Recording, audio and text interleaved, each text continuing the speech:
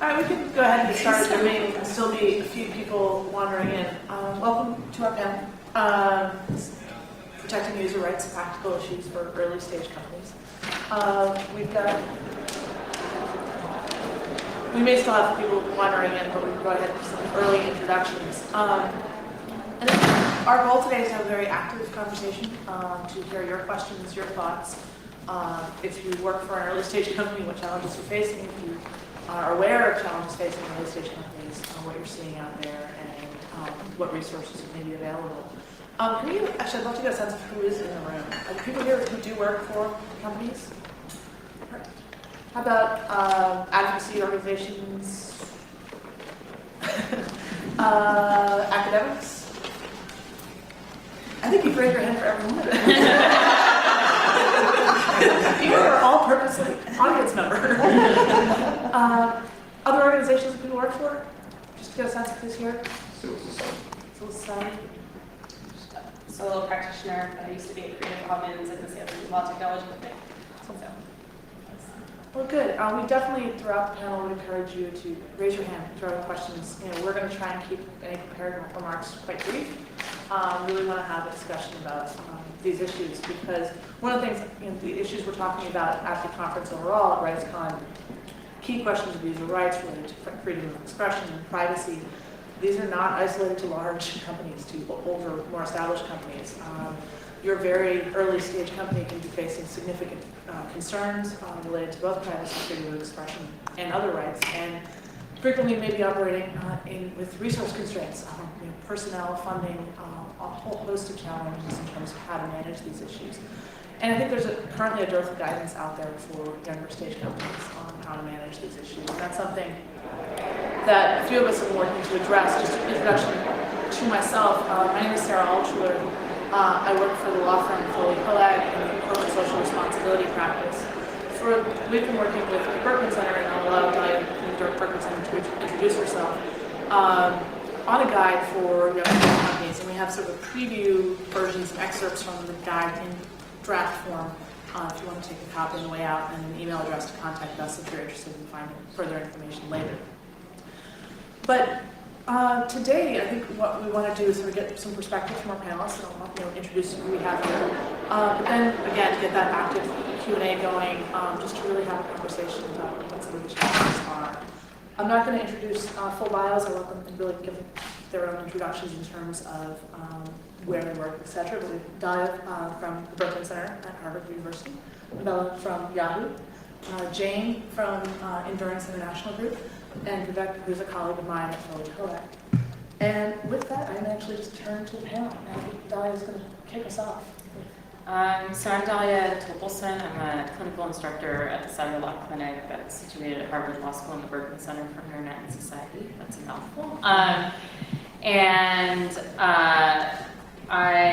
My clients range everything from advocacy organizations to tiny little startups who are grappling with these types of issues. So thinking about, they've created some excellent, very interesting new technology and have no sense about privacy, intellectual property, anything.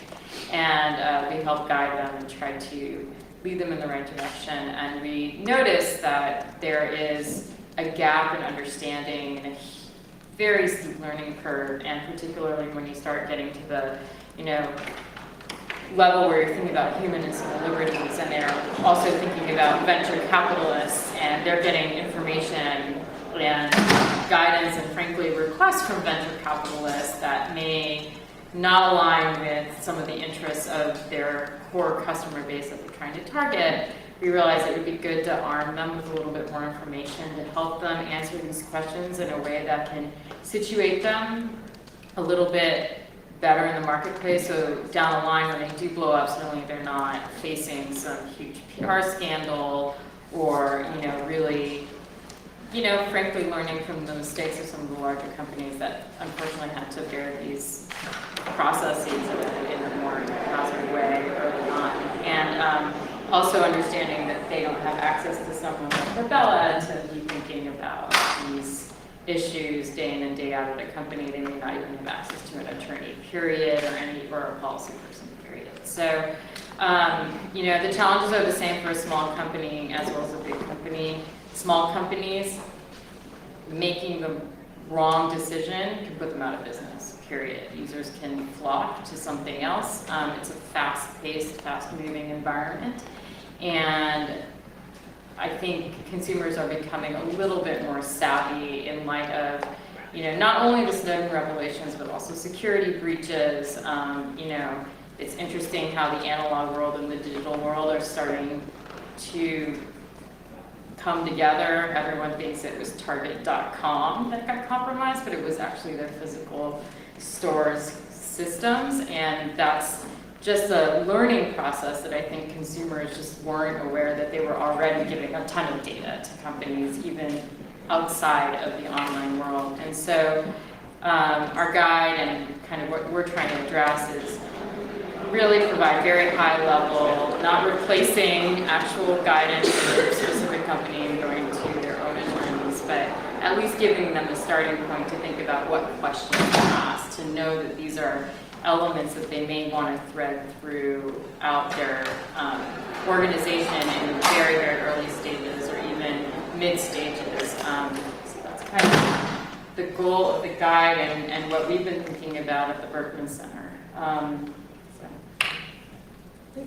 Jane, do you want to go next and again introduce who you are in your company, but also the challenges that you see? Yeah, sure.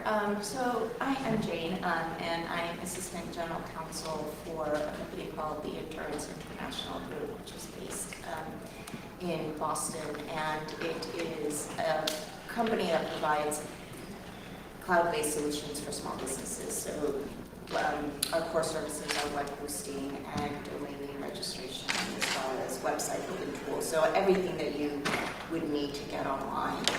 Most of our customers are very small businesses with 10 or fewer employees, and we have customers all over the world.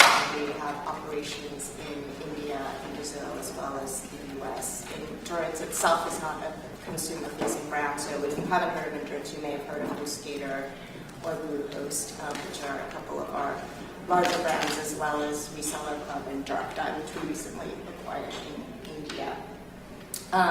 So as Assistant General Counsel there, Endurance was a former startup, and we just went public in October of last year. So we have what my boss likes to call a small but quality legal team, which means he was the only one there for about 10 years. I joined about 2.5 years ago, and now we have 2 corporate lawyers devoted to the securities regulation side of things. And I mention that because that means that as somebody who heads up legal support for all aspects of the company's business, I deal with a very wide range of issues, from intellectual property to litigation to customer support, including issues like user rights, marketing and branding, compliance with economic sanctions regulations, international relations. So there's no way that I'm going to be an expert and in every single one of those areas. But that being said, I do have a special interest in internet policies, and particularly as they pertain to user rights online. So it was really thrilled to be invited to join this panel and talk about it. So Endurance has about 3.5 million subscribers on this platform, which is nowhere near the size of Yahoo's customer base, I'm sure, but it still means a lot of customer websites and a lot of user-generated content, which provides us with a consistent flow of support issues ranging from allegations of copyright trademark infringement by our customers to allegations of defamation or ownership disputes, a wide ranging of matters. And the challenge is for us to be able to deal with them in a consistent and objective way, and to have policies that's clear and easy for our support staff to follow. There's just no way with 3.5 million customers that lawyers can review every single one of those requests that we get on a daily basis. So we try to really operationalize our policies and procedures and then make sure that there is a speedy escalation path. So anything that the hard cases get brought up to us quickly, and then we can talk about them.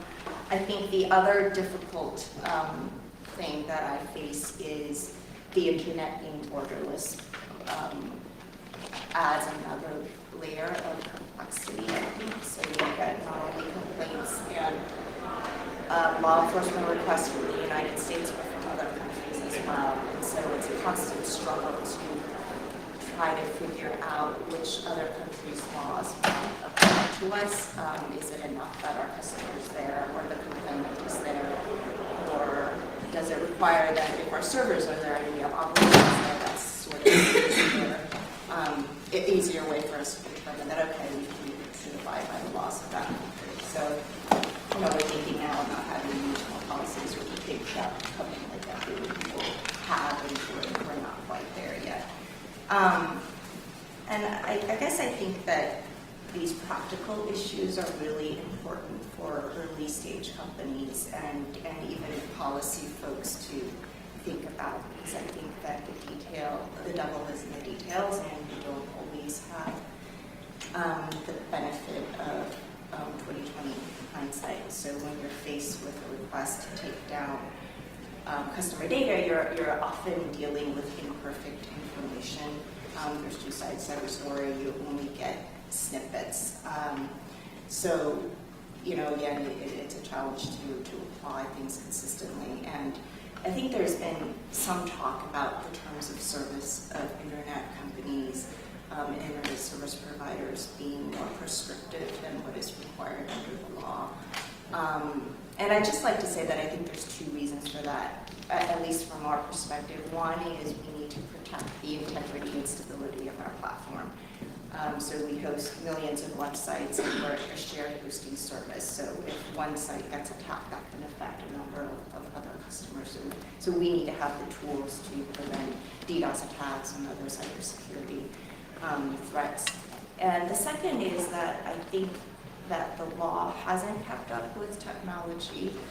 So there are a number of cases where we look to the law, but it doesn't really give us the information we need. So there's some talk that, and black process is really cumbersome and slow, and it's a lot easier for people to come to companies directly to take action.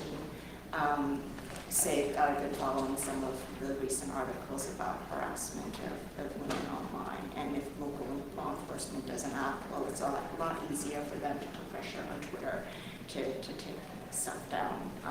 So these are sort of all of the issues that I see and that I deal with on a daily basis and really think about. Thank you very much, Jane. Adela, do you want to give your perspective again on sort of a more established company, but certainly a lot of lessons along the way? Gosh, so much. So, so my name is Abella Kobe. I'm the global head of human rights at Yahoo. And my department really grew out of lessons learned in China. And it was lessons learned not just by Yahoo, but by, I would say, the industry at large. I think when we began, certainly when Yahoo began as a company, and certainly there was no conception that human rights intersected so directly with our business. And so the benefit of learning the lesson that way is that at Yahoo there is a deep understanding of where our business intersects with human rights. And I will say that the intersection is growing broader and broader. I mean, as the years go by, there's this huge body of instances that demonstrate what our vulnerabilities are as a company. I think what's interesting about this, and often in settings like this, we don't talk about it because there's this conversation about companies resisting law enforcement. But the difficulty of this, and I think this is one of the things that makes it very unique to our sector, are a couple of things. One, that I can speak for Yahoo, and I think this is true of many other companies. In many ways, when it comes to privacy and free expression, our interests are in line with the consumer. So it's not like, if you're talking about, extractive industries, or where in extractive industry, if you have a village that's at the side of an oil refinery, it is in the company's interest to extract oil there, and it's in the villager's interest for that too. In this case, it is in our interest to have as much on our platform as possible, because the more information you have, the more users you have. In this instance, it is in our interest for users to trust us. It is not in our interest to serve as an arm of law enforcement in any country. I mean, putting aside the moral and ethical ramifications of it, just as a process issue. It costs us a huge amount of money and resources to be in a position of accepting law enforcement requests. The other piece, and this is the part that I think doesn't get talked about enough at these gatherings, is that there is a human rights interest in having, we want companies to be good corporate citizens. There is a human rights interest in having platforms where people cannot use your platform or your product to commit crimes. You do not want, and I think the example that you're talking about in terms of women being harassed, you do not want vulnerable communities to be victimized by the internet. So that puts companies in a position, and then the other piece, overlying piece, is that companies are subject to the law. We do not want in a CSR, in an environment, in sort of an international, global context, you do not want companies deciding for themselves. I'm a Chinese company, I'm in the US, I'm not really digging this US law, I'm going to decide for myself what law. You don't want that. So if you think, and I think rule of law is critically important. So if you put all of these together and then think about the fact that companies are operating in a global context, so you can call, and I think this is what is interesting for new companies. When we started at Yahoo, there wasn't this, I think we had a much longer runway. Now you'll be a startup and you'll have one person and you'll turn your thing on and all of a sudden you have a user in Iran. You have not marketed for that user in Iran, you have not asked that user in Iran, but now you have all of the issues that attach themselves to having a user in Iran, and that was very different. So I think the possibility for companies to run up against very complex rule of law, human rights issues starts very, very early. And I think recognizing that these are complicated issues is very, very important and leads to much more informed conversations. So in terms of lessons learned, we can learn and continue to learn so many. One is that it will happen to you. So you're a new company, you think, well, Yahoo did all that stuff in China. We would never. It will happen to you. It may not be that, but it will be something. So which leads to my second point, which is we have helped you. And by we, I mean a vast majority of older companies, like old man companies. We have helped you, and we've made a number of different mistakes. And so look and learn from those mistakes. And so so we have a lot of conversations with newer companies, thinking about, well, this is what happened here at our company. These are ways to do it a little bit better. One of the other lessons learned is that if you don't have a senior level understanding of what your vulnerabilities are, what your risk factors are, you will not be in a position to address them. So it's not something, even if you're a one-person show or if you're a five-person show, it's very helpful to have all of those 5 people understand your human rights risks and be aware of how to address them. To the extent that it lives only in one department or only with one person, you have a business person doing deals who's completely uninformed, and they'll come to you and say, hey, I've got X and X is a totally bad thing, and they don't know this because they haven't been informed in the way that they should. I think the other, I'm going to stop there because I know you know but I would say that based upon our experience and based upon being an older company in this sector, those are the issues that we face. Oh, and also that the issues continue to evolve. Yeah. And it's very difficult to know in advance what they are. And so I would say being part of organizations and being connected to a multi-stakeholder group of people. One of the things that we've really benefited from at Yahoo is being a member of the Global Network Initiative, which has NGOs, has academics. It's how I've met all of my friends at work. And really talking to the people who think you is very important. So I think one of the things we learned at Yahoo is that some of our fiercest critics from around 2007, 2006, 2008 are now our most trusted advisors. So engaging with people who can teach you about how to do your business better has been critically important. We've done that through the Global Network Initiative, but would really encourage people to reach out, not just to companies. I think companies are important, but also reaching out to people like Dahlia, reaching out to people at a number of NGOs, because we've learned so much from talking to them to different types of stakeholders. So I'll shut up now. Lots of questions, but I'll follow up after letting Vivek speak. Do you want to offer these external advisors? Sure, I'll put on my law firm / CSR hat and just provide some of our perspective. And the guide that we're developing is trying to help early stage companies work their way through some of these issues. I think as a first point, sitting in my chair as a lawyer, I think these questions are hard. They're hard for a whole bunch of reasons. Our guide focuses on the interaction between user rights and U.S. federal law.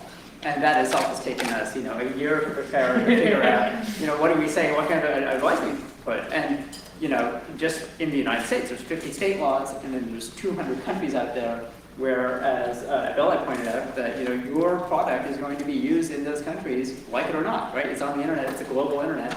And grappling with that jurisdictional complexity is really hard. It's hard for Google or Yahoo, and it's infinitely harder for a startup, right? But at the same time, the risks are higher and greater than they ever are before, as we see more and more people in places where freedom of expression and privacy are really not respected, going online and using these tools to express themselves and engage in risky activity, right? Politically risky activity, kind of things that governments don't like. And we see that right now in Ukraine, right? It's a prime example of this. We saw it in the Arab Spring, as to how technologies get used by activists, get abused by governments in these kinds of situations. So the risks are high, and reputational damage, once it's done, is very hard to undo. And this is not just true in the ICT space, right? I mean, we see this with companies like Nike and Shell, Shell less than Nike, having improved their record over time. Or, I mean, as Abella said, Yahoo has really assumed a position of leadership after what happened in China. We're still here discussing Yahoo, which is kind of unfortunate, right? I think, the company Yahoo's been exemplary moving forward, but that's really hard to overcome. And as an early stage company, I think that's what Dahlia just said, right? Those decisions have great salience. And one of the figures in the plenary session this morning that really struck me was that apparently WhatsApp has lost 30% of its users in the Netherlands since Facebook bought them. And I mean, they haven't done anything, right, other than get acquired by Facebook. And some of the baggage that Facebook carries on privacy has instantly infected the startup. So that's all very hard. That's the negative side. On the positive side, I think the flip side is that an early stage company is nimble, right? Because you don't have this accumulated history reputationally, or you don't have a code base, right? You're still working it out. And one of the key themes that we try to develop in our guide is this idea of, sitting there at the beginning and thinking about what the use cases are of your product and architecting that product in a way that is protective of your users. Because if you start out on the right foot, right, that's much easier than trying to fix things in the back end. And that applies on policy too, right? I think having a few policies and procedures and giving a little bit of thought as to what you do when your domestic government asks for something or a foreign government asks for something really helps guide that response. Because one of the most dangerous things for any kind of company is the ad hocery that happens when someone does knock on the door, right? Because you haven't thought through what the risks are, what the implications are of your response, right? And that's how companies get into trouble. And one of the things we were trying to do is to provide that guide in the beginning, before you have the public policy person, before you have the legal person, or when you have overwhelmed people who are overwhelmed because their one role encompasses many different things, to help guide some of that. In a similar vein, I think values are also really important. I think a lot of startups do have core values as to what they're trying to do, right? A lot of startups are very kind of community focused in trying to create a product that really improves human experience and human communication, right? And when you don't have a policy, you can always fall back on your values to try to help to guide that response.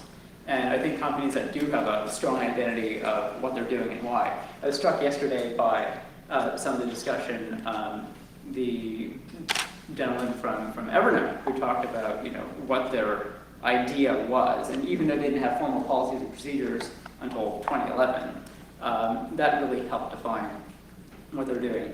And just to pick up on Abella's point, I think engaging with those people who are going to be your critics who are going to be the users who are going to face the greatest challenges, can be really, really helpful in helping a young company think through where the risks are and how best to deal with them. And without undercutting me too much, they're much cheaper than offering advice. So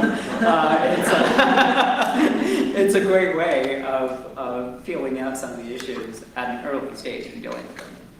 And I just to add on to that, and part of this is threading it into the business model and business plan as well. So thinking about what can you do with the resources you have today and where would you want to grow, and it helps plan for resources down the line as you need to establish a deeper bench, and also identifying external resources that can help you to create that deeper bench when you are literally a team of 1 to 5, or even a team of 20 to 50. And we should take. Yeah, no, I want us to open up to the floor. Well, so I actually wanted to elaborate on a point that Vivek made, because architecture, I think, is the beginning, be-all, end-all, where you start. And Abele, I know you weren't there when we had I used to be at Yahoo. I used to oversee international law enforcement at Yahoo during our China incident. So I have a lot of first-hand experience in this area, given that it was my team that, so it was the architecture that was the be-all, end-all. Yahoo was the first internet service provider that actually was in China and licensed to do business in China with staff on the ground. And it's one thing to say, if you're a startup and you're sitting safely behind U.S. borders and you're Twitter the way Twitter was, 5 years ago, China says, turn over data, you can say, ha, ha, ha, behind U.S. borders, and U.S. courts won't enforce your judgment. When you've got staff on the ground in China, servers on the ground in China, you have to comply with the law of China, whether you like it or not. And that is something that companies need to think about very early on. Now, Yahoo knew that when it put servers on the ground in China, that it ran the risk that this is exactly what might happen, and they chose to encounter the risk. And I don't think anybody realized quite how extensive the fallout might be. They knew it was a possibility. I don't think they thought it would play out quite so dramatically, but helping clients see very early on, okay, do you have the type of platform where people are going to be using your services to express controversial ideas? So for example, I'm at Adobe Systems now, and we, about a year and a half ago, acquired a company called Behance, which is the single largest artist portfolio website in the world. And our single largest growing source of users are users in China. So do you host it in China, or do you keep it stored offshore? If you can offshore it and you don't get caught up in the firewall, then when you get an order that's not free speech friendly or not user friendly, it's not enforceable against that particular unit. And so thinking out those corporate structures, thinking out that architecture in advance is so critical, because it was that same decision about putting servers in China or putting servers in France. It made Yahoo the hero in France over, when they were fighting regarding Nazi-related content. They could say, the France site will comply with French law, but the US site won't, because the US site was outside of the jurisdictional reach of France. But all of those decisions are made the very second you decide your network architecture. It's not decisions later on down the road. And I need to rain on that particular parade, because those are all true, and I know that one of the things that we need to do human rights impact and think very carefully about where we put data and where we put people. What's interesting is that governments are becoming much more savvy about that, and they are asserting jurisdiction whether you're there or not. So our favorite case is, and it's still ongoing, Belgium, which you wouldn't think of as, to the extent you think of Belgium, I don't know, fries. Or Brussels, but you don't think of Belgium as a country that goes against human rights. But in any case, we got a law enforcement request from Belgium. We don't have, it was for data that was in Yahoo US. And so the way Yahoo's architected now is that we only respond to law enforcement requests if those requests are from the particular jurisdiction that we have put those terms of service under. So it's for a Yahoo Inc. user, US user. We don't care where you are in the world. We signed up under a US TOS. And so the Belgian government asked us for data, and we said, look, it's for a US user. If you want it, go through the US MLAT process. As you've mentioned, the MLAT process is very clunky. Belgium didn't want to do it, and so they threw a huge fit, and they sued, and we lost. I mean, we appealed, and we lost, and we appealed, and we lost. And they said, we don't care how you've organized your company. We don't care that there is no Yahoo. We don't even have a Yahoo Belgium. We have nobody on the ground in Belgium. But they said the crime that we are seeking to address happened in Belgium. And so we think that you have a responsibility as a company, and we assert jurisdiction over you. And so all of these things are important, and we've certainly made decisions like that. So for example, we have Vietnamese language services. We host data outside of Vietnam. We don't put it under Vietnamese language talks, and for now it's worked. One of the things to recognize as a company is the strategies that you come up with may or may, I mean, they may work in the short term, but they may, and so you have to always be thinking. And I think the flip side of that, and one thing that I always want companies and advocates to remember, is that crimes happen in those countries. So if you are in Saudi Arabia, so for example, we have Yahoo Maktub. Yahoo Maktub is we purged Maktub, used to be the Yahoo of the Middle East, and now actually is the Yahoo of the Middle East. And we made a very deliberate decision about where we would host data. We made a very deliberate decision about the terms of service. So anything for user content is under U.S. law. So there are no jurisdictions throughout the Middle East who we would say have the authority to request data. However, because of what countries can decide to do, they can say, well, you know, a crime can happen in Saudi Arabia. So even though we say we don't subject ourselves to jurisdiction in Saudi Arabia, people get raped in Saudi Arabia, people get killed in Saudi Arabia. So what does it mean for human rights if we as a company are saying, look, we can't hand over data? Now there's a reason to do it, and it's because it is aligned with all the decisions we make around human rights. But think about what the actual real life impact of that can be to people on the ground. So, and I say this just to say there are often no easy decisions, and so I think the point about values is a really important one. So figuring out sort of what's important to you as a company and being able to say this is why you made that decision, because you will never make everyone happy. And so I think being very clear about why you made a decision, and then understanding that as circumstances change, you may have to change your decision based upon changes in circumstance. One of the things that's come up, I mean, thoughtful architecture I think is incredibly important, but there's a huge lack of awareness from a small company perspective about where you can put servers or where you can put data. And I think that there's, I mean, one of the things I'm really curious about from players like Yahoo or players like Google who've done a lot of the survey research is how much of that legal research you can be interested in making public, just so much as it helps other companies figure out this is a terrible place to put data, this is a decent place to put data. I mean, so a couple things. I think through G and I had mentioned it before. That has been a great way to share information related to human rights, and I think it has also been helpful to engage with people on the ground, particularly NGOs, who can talk about that. I will say, and I hate to continue being the bearer of bad news, that there are countries that people said these are fantastic places to put data. You should put your data in the U.S. because it'll be totally safe. So you should put it in the UK because it's totally safe. So I would just, and not to say that this doesn't negate any of the work that needs to be done. You can need to continue doing that work, but it just gives you an idea of the complexity of it, that even when you hit upon the safe space, that there will be developments that prove that wrong. And I do think, number one, there are other factors that go into that decision making. It's not just where data is safe, and this goes to the counterbalance of the other interests of the company, which may not be completely aligned with the user, which is why, like, I kind of think through that process and how to provide more incentives for a company to think through. Yeah, tax is something that impacts a lot of, you know, what jurisdictions companies, you know, affiliate with, established entities in, or put servers in, and that's even true in the United States itself.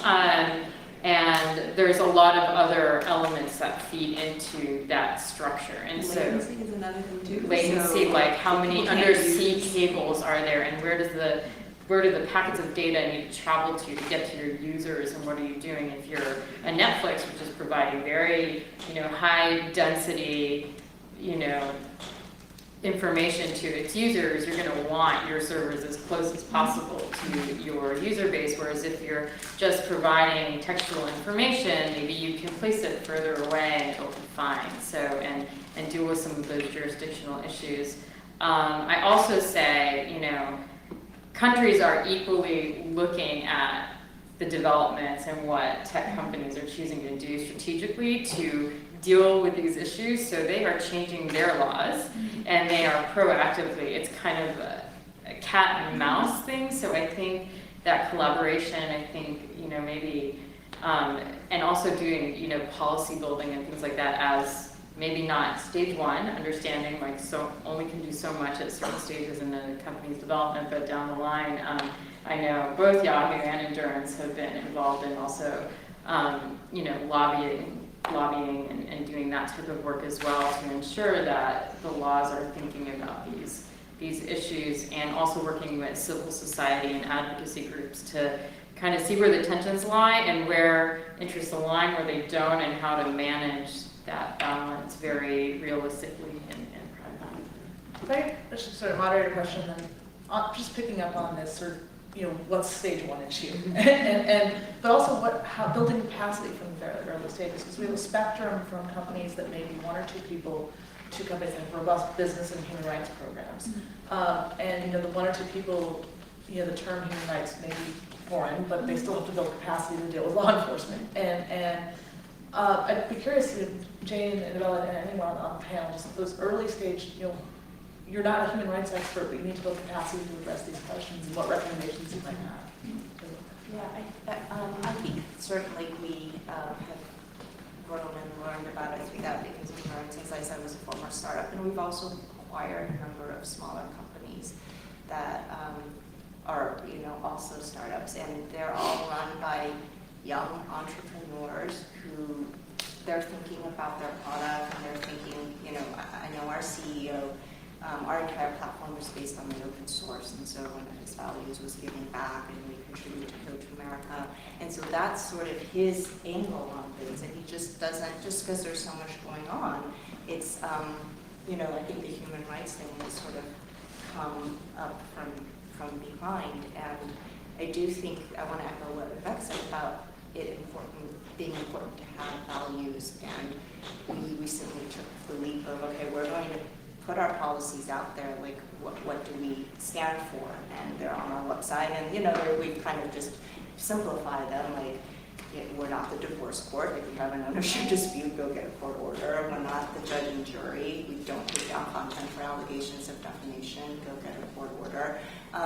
So things like that, and it can really, if you just sit down and think about them, think about what your values are. So Hurry, our CEO in 2012, said to David, the general counsel, hey, can you guys provide your services, your legal services, in a way that makes the web a better place? And so out of that comment has really grown this whole web civility idea that Endurance is now involved in.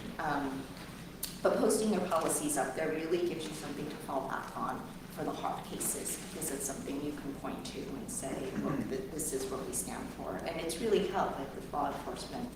We've had just the other day, I had somebody contact us and say, hey, we see on your website that you say you won't give customer contact without the warrant. Would you take a court order? Or, and so that started this discussion. And drawing a line in the sand helps, because then they know, like now the FBI knows that whatever the law enforcement knows, you need a warrant for contact, or you're just not going to get it. So it could be a little painful at first, but it really helps. I think the communication piece is key, is really communicate to your user base in a very accessible fashion, which is easier said than done. How you address these issues, there's a balance between opening up the sausage making plant, and you definitely, it's probably not that beneficial to do that, but actually saying that there's a process, saying, and understanding that internally as well. And then, leveraging your internal capacity. You don't know, especially in the tech world, you've got a young kid who's doing all the coding and for whatever reason is super interested in encryption technology. Think about, tapping into the resources of your own employee base, and also, onboarding, I think, is a key element of this as well, to ensure that these values are shared throughout the company, and that everybody in the chain understands, at least when a request comes in, hold up, don't answer, talk to the CEO, have a lawyer or somebody around that you can call, even, you know, even if it's like, okay, I have enough money for 10 minutes, so this is it, you know, like, please keep it short because, you know, you're gonna bankrupt me if you're a fancy lawyer, and, you know, stuff like that. I think it's important, and that's why it's part of threading it into the larger business model and strategy and thinking about these things. And then, you know, one of the challenges is you never know if you're gonna get that person in Syria who suddenly uses your technology. You weren't thinking of your technology to be used that way. So thinking about what you think your platform should be utilized as, and then thinking about the potential alternative uses. So at the very least, you can somewhat anticipate what could happen, despite you'll never anticipate everything to this point, but at least thinking through those elements so that you at least have a response or have someone to ask. I would say a human rights risk impact assessment. So, and this is something, if you're a very small company, you may not have the resources to do it. And this is where, I mean, if you don't have, there aren't actually very many, except for Full. I mean, there are like who can do it, but I think this is where engaging with other older companies and then also with NGOs to help you figure out where your areas of vulnerability are. So I think figuring out what are the risks that are specific to my business and focusing there. Also being very focused in how you address them. So for example, there is an initiative around encryption. Obviously, I think we've all heard about that. And so Tumblr, you know, Tumblr was asked, and what Tumblr said is, look, our platform is public. It is a completely public, everything is out there. We don't allow, there's no sort of private, so it doesn't make any sense for us to do this. So being very clear about tailoring whatever your response is to your actual human rights risk. And I think the point that you made about notice is really important. Look, every platform is not for every user. There are some platforms that do not make sense if you are an activist. So for example, if you are someone who needs a certain level of anonymity, a platform that requires you to use your real name may not make sense. It doesn't necessarily mean the platform has to change. What it means for the platform, is that the platform has to give enough information to users so that they can make an informed decision about how they interact with the platform. So if your policies are such that you, for example, are subject to Chinese law, you need to make that very clear to users. And it's a challenge, and I say that as someone who's on this end, because you put as much as possible in terms of service because you want to cover all eventualities. And so it's 100 pages long, and I have never read a terms of service, and I do this. Like, this is my job. So most people aren't going to read a terms of service, so I would say that it continues to be a challenge about how to inform users in a way where they can make an informed decision. But I do want to make it very clear that I do not think that every commercial platform must be shaped to the uses of everyone. You never know how people are going to interact with your platform. You can create something you think is awesome for taking pictures of, I don't know, cats, and people use it for uses that you did not anticipate. The key there is to give them appropriate notice so that they can make the decision. And think about, especially early stage companies can, terms of service, we're trying to fill a legal gap early on, and they still somewhat do that. But think about how to communicate to your users. That's not the only mechanism available to communicate. There's a lot of ways, and I think that's actually, young companies can really experiment in that space, and I think I welcome and challenge, and I constantly challenge my tiny little client, I challenge my students and my clients to really think through that, and I feel like... Yeah, honestly, you had a question. I want to dig a little bit more into the jurisdictional and architecture question, especially with regard to the implications of virtualization and CDNs and sort of other systems that kind of take it out of the question of where your server is, even if you do need to have sort of access nodes all over the world. So CDNs are an interesting element because technically most organizations, some have their own CDN networks, in which case they are placing nodes around the world and they're pushing data around so people know what CDNs are. Yeah.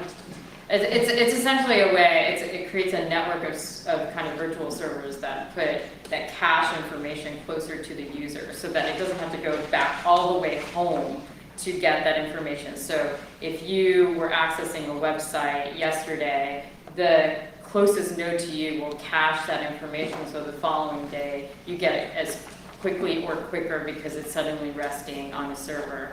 The largest CDN provider in the United States is Akamai, and they have a very robust CDN network, and many companies use them to essentially reinforce the speed and latency of their network. So as far as the jurisdictional questions and whether that creates jurisdiction over a company, I hate to say this, but it really depends on the laws of the country. If you read Akamai's China writer, it's actually one of the scariest things I've ever read in my life, because they have a completely separate writer. They're not actually licensed to do business in China. They use CDN providers that are in China.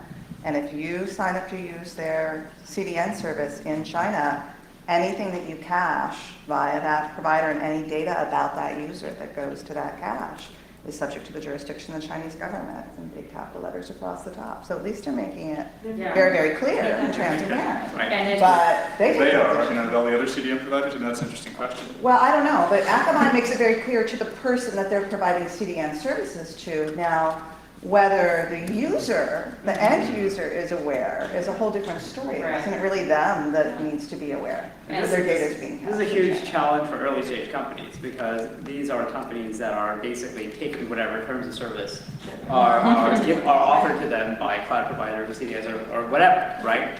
And they have very little leverage in that relationship, and they're probably not savvy enough to detect where the pain points are. Looking down the turnpike. One of the things that, internally as we're putting this together, we're just sort of thinking about is how do you start to advise, a company saying, okay, where should I store my data? Like which provider do I use? And how do you even know where your provider is based, right? What physical locations are they using, right? It's just a very, very complicated issue. And I think different governments are just also have different, at this point, have different theories of jurisdiction. Different theories of jurisdiction, right? The idea of Belgium saying, well, if our service is available, we have jurisdiction over you. It's an extreme view, but I think a lot of governments are going to move towards that, right? There's a countervailing movement that says if you're going to offer services in our jurisdiction, you must be here physically, right? Which is happening post Snowden, right? Brazil says, Google, Yahoo, if you want to offer your services to Brazilians, you've got to be here, right? And and third-party service is a whole other animal, especially for an early-stage company that is likely relying on third parties. You may not have the negotiating power. Your, economic power is key when you're negotiating these contracts. So, but due diligence questions, ask them. And, something that we, it's not yet in the guide, but maybe next phase or next stage is to help provide those questions, along with service levels and technical infrastructure and everything like that, what data center will I be located at, and these also feed into very practical questions about redundancy and reinforcing your network and, diversifying so that you don't go down, which is key for an online service provider, but also it feeds into those jurisdictional questions. And if, let's say, you only know the law of California, you have a California lawyer and you know the law of California, and maybe your California lawyer has also told you a little bit about Virginia,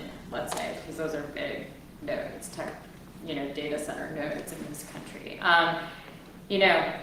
Talk to your service provider. Can you place me there? Because I get that, but I don't get it, and at least you can ask questions that help you mitigate despite the terms of the contract being very imbalanced, frankly, to be really honest. I was thinking about, because I haven't seen any sort of transparency reporting coming out of the Amazon Web Services type of thing. Right? And so this has been a really big issue that I've been curious about, because so many folks, you might issue a transparency report about the data requests that come to you, but if your platform is based on AWS, and AWS receives direct requests for data, I don't know whether they do or whether they don't, because they're not issuing a transparency report, and most of, the small startup type providers are sitting on AWS. Does anybody know anything about that? No, because that's not something we would deal with, but one of the things that we have and again, we're a different company, we're a different size, Right. but we'll have specific provisions around who gets to respond to law enforcement. And so we will say, if it's Yahoo data,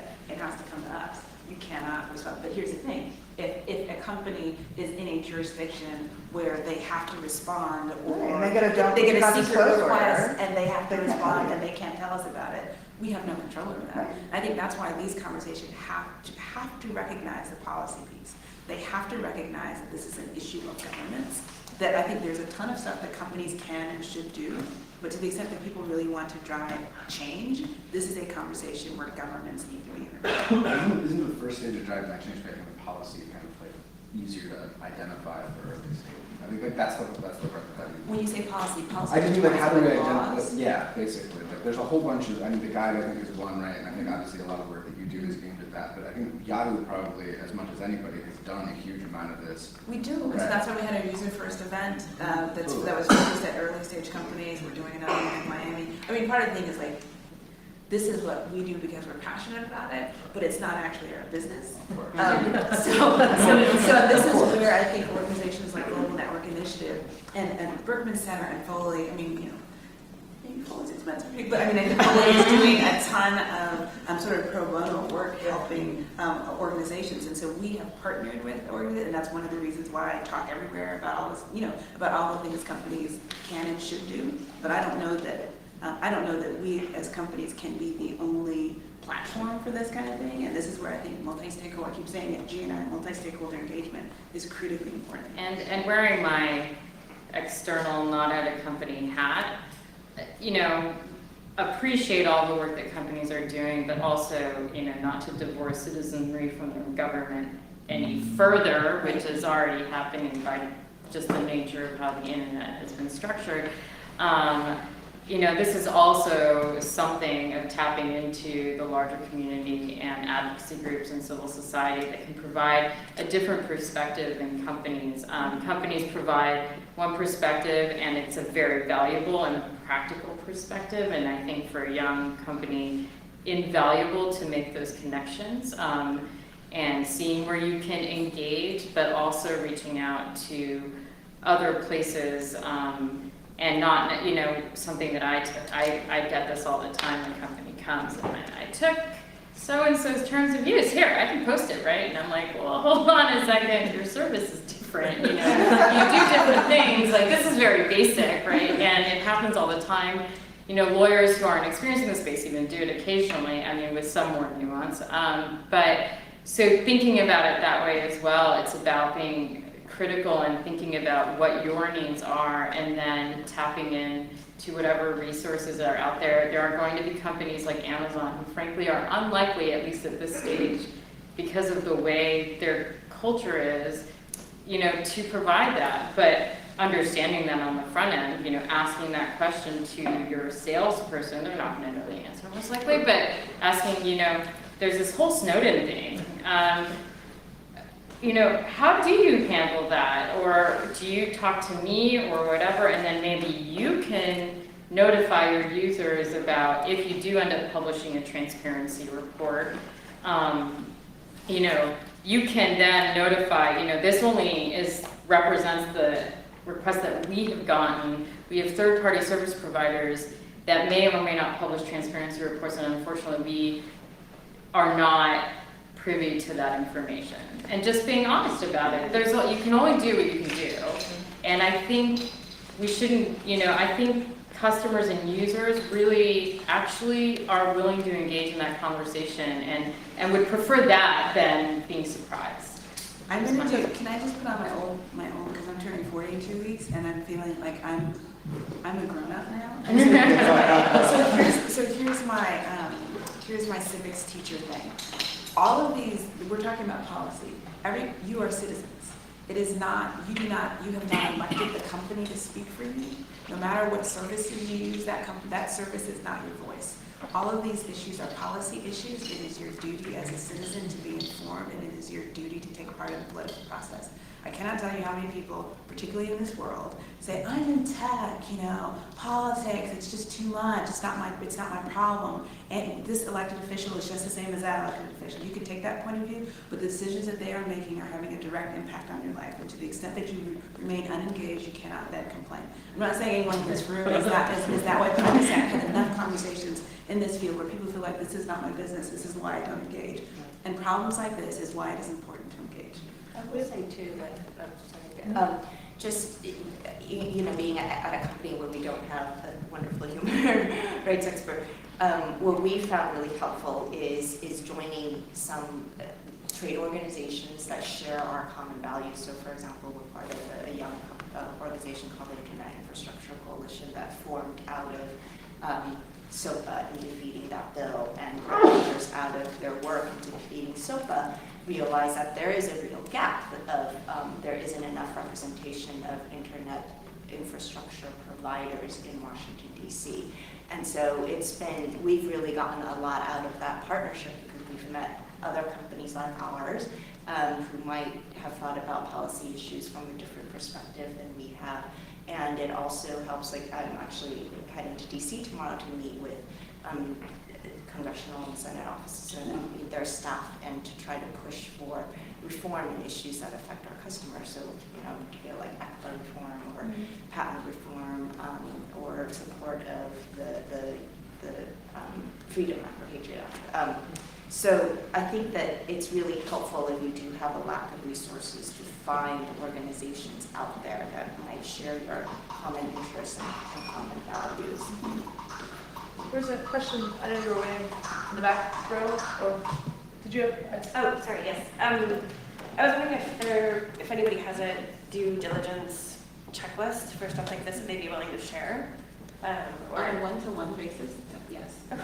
Yes, it's not something we put on the webs, but certainly, And to the like- extent that you're interested, I would be happy. Awesome. And even just the human rights section of the due diligence, I think I'm not sharing it would be helpful. Another really good resource was the EFF. Anybody ever used to see the EFF boot camps? But I don't know if they run them anymore, but their materials are still online. And if you go and just Google EFF boot camp, they've got a whole series of courses that they put together for people that, for startups, issues that they need to consider. And while they might be a few years out of date, things haven't changed all that much. So, to some extent, we've been talking about the easy issue when we're talking about government and privacy and fighting back against that. There was an issue that was adverted to earlier about, rights of vulnerable groups and when there might be conflict there in terms of a process to go through in your diligence in resolving, this is the boundary, this is where we prioritize freedom of expression over protecting whether it is a security right of women or children or what have you. Have you got a process in place to resolve those kinds of issues when it's not the government that's coming in, but when there are internationally recognized human rights that may, suffer, there might be adverse impacts? Give me a specific example. So right now, the ITU and UNICEF came out with the children's principles for the ICT sector.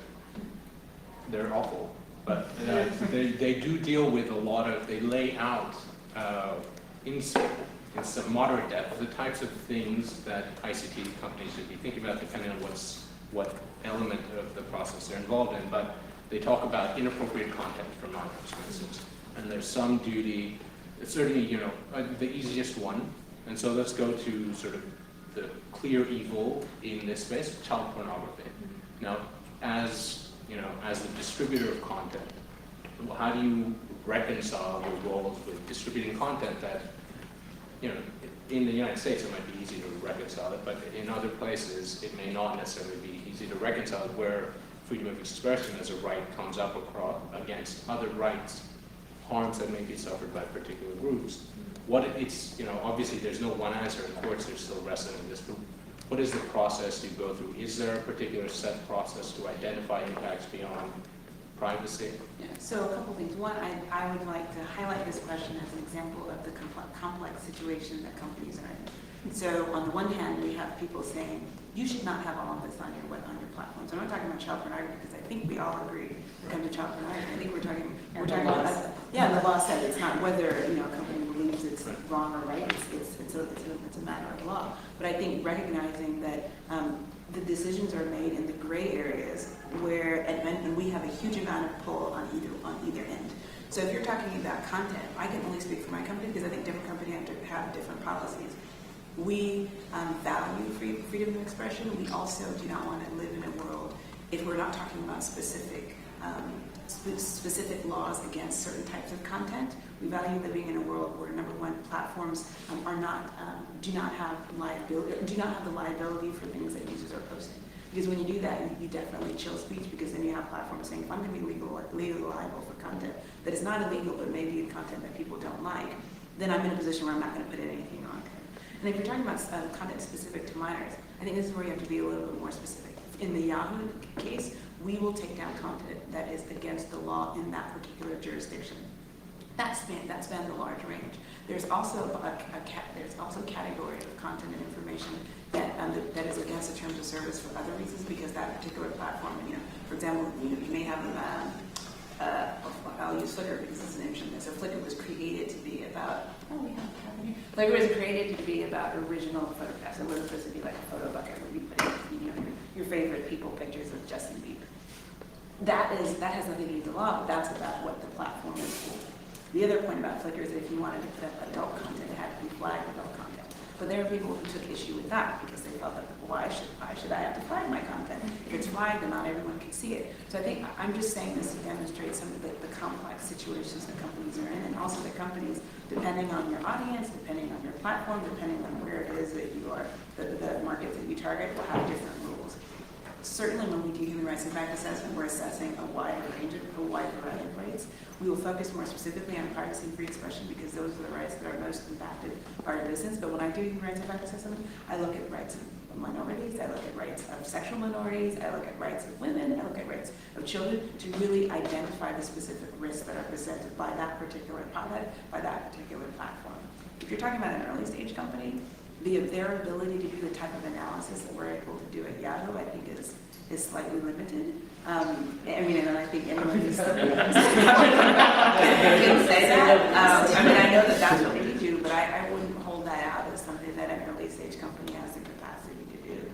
And so in that case, it will make sense to say, what is my product? Who is my market? And what are the laws that are relevant to this particular content, and sticking with that. And I just ask one follow-up on that. Just in that process, do you have set definitions of this is what cause or contribute to means, and this is what directly linked to means, and this is the scope of what we'll look at? Under the guiding principles, the links that establish the adverse impacts for which a company should pay attention. I'm sorry, I don't understand. Oh, sorry. In the guiding principles on business and human rights, no, I know that part, but I don't understand your question. So the causal terms, cause or contribute to or directly linked to, when you're doing your human rights impact assessment, do you have definitions of those terms that you use to understand whether something is directly linked to or whether you're actually causing or contributing to? Yes, but I think if we step back, let's think about the issues that we're actually talking about. So two things. One, as a company, under the guiding principles, it is not our responsibility. It is our responsibility to respect human rights. It's not our responsibility to protect human rights. So that's the responsibility of states. So that's one. But we, certainly within the context of our human rights impact assessments, are looking at the extent to which privacy and free expression, all of these other particular human rights. We can't look at all of them. We cannot look at the panoply of potential rights and see what all of those impacts are. And so necessarily, in order to be the most effective, we have to focus in on the rights that are most relevant to us. So yes, in the context of our human rights impact assessment, we have definitions that make sense for us. I also think, and I'm actually curious what Jane thinks about this because she has, they have different brands, but I think this goes back to the values of the company and what you're communicating to the user base, because there are technologies that frankly probably are not best utilized for a certain use case. I think someone yesterday at a panel brought up anonymity in Facebook.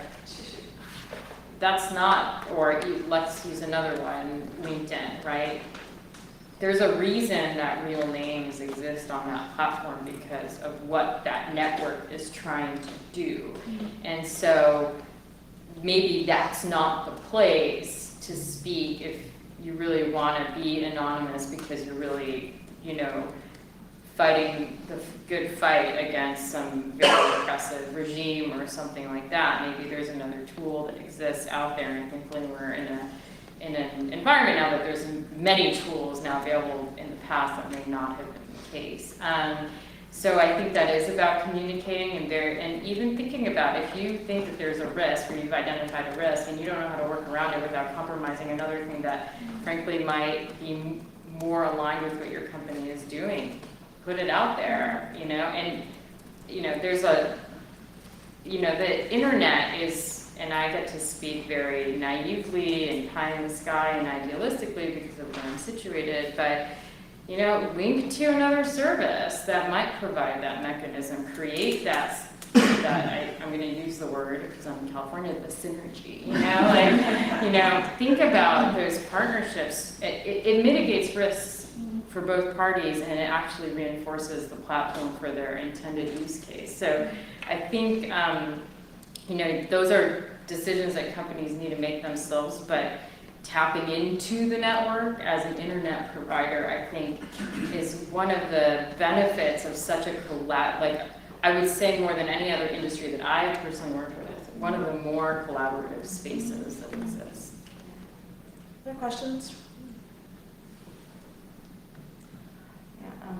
I think too with us, so we're maybe a little bit different from some of the other companies in that we have, because we're providing a service, web hosting or domaining, we have, I think, like 1,500 agents across the country who talk to our customers every day. And so for us, and for me, from a legal perspective, training is really important, so I make sure to get out to all our different call centers and talk to the support staff there and talk to them. We have this legal aspects of the web law training that we give, but even more important, I found when we get out of these visits is the feedback from the support agents, because they're our front line. And so if there are unintended uses, then we hear about them and then we can think about how to build them into our policy. And as well, last year I founded internally a group called TAP, which is a Think About Policy group at Endurance. And it's just an internal group, and most of it's done over the company's intranet. But it's a really nice way for us to link with our different offices around the country, as well as the engineers that work with us, the lawyers, the support staff, who all have really different perspectives. And our people are actually really passionate about these user rights issues. Like our Bluehost brand is based out of Utah, and then our HostGator is based in Texas. And there's like really serious libertarians, like if it's not illegal, it does not come down. And we have to balance that. Adult content is one where HostGator has a different policy from Bluehost, because HostGator says if it's not illegal, don't take it down. And Bluehost, I think it might actually be a Utah law. I don't know if it's still in effect that you can't host pornography on your servers. So then we have one company with very different policies, and so we think about it in the TAP group, like, is that okay? When we have two different policies and be one company, and I think from my personal perspective, I think it's okay, but then there are certain policies that need to be enterprise-wide, like OFAC, can't provide services to someone in Celia or a paid service. We could do domain name registration. But from a human rights, I think there are still things that companies can do, so the escalation process is important, because even with OFAC, for example, we had to shut down the website of an Iranian citizen journalist, and they came back and they explained to us who they were, and the State Department got involved, and so we had to still suspend it as a matter of federal law, but we were able to write to OFAC and got a specific license to host and provide domain registration services to those companies. So I think that the communication within your company can be really important and valuable. Just to pick up on Jane's point, I think pushback is a really important and underrated tool that every company has. I mean, simply asking the question of why, or under what legal authority you're doing this, is a very powerful question. And early stage companies may not directly have the resources to mount legal challenges, right? But when companies do mount legal challenges, they can be very, very effective. I think. I would say you wouldn't even have to, often you don't even have to get to the level of Yeah. legal. Right. Sometimes it just you get something from, you know, a sheriff in Butte, and they say, we want X, and you say, well, do you have the jurisdiction for X? And they go away, because they don't want it.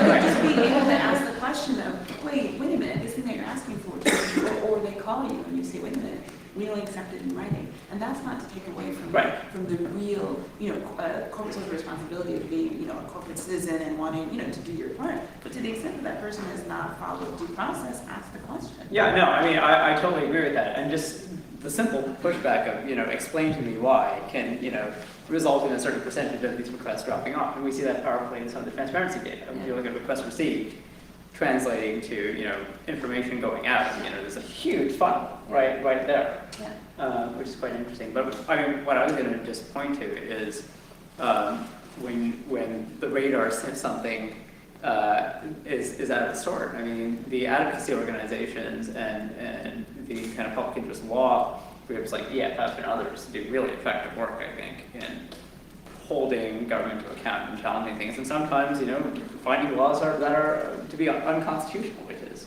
quite an achievement when you think about it.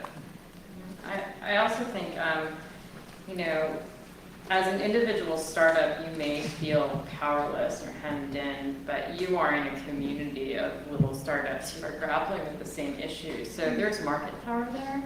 And if everyone starts asking the same questions, I mean, as much as you know, when I talk to just friends about the internet and they call me, they're like, oh my God, Target, what do I do? Do I stop shopping? And I'm like, well, that's your choice, yes, but think about how you shop, things like that, all that kind of stuff. But what I call proactive consumerism.